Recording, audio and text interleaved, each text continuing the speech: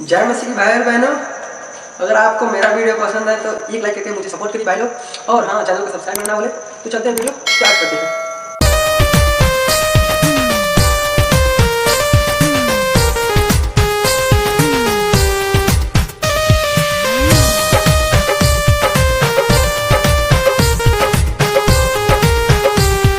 एक दिन जाए के पड़ी इस दुनिया के छोड़ के, सबसे नाता तोड़ के ना।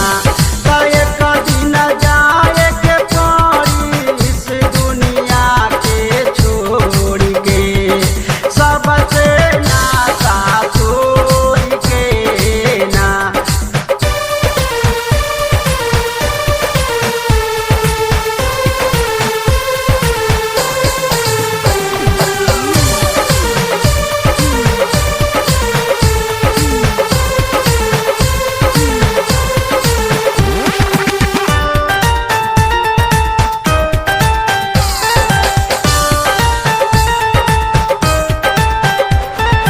दुनिया आपस में सब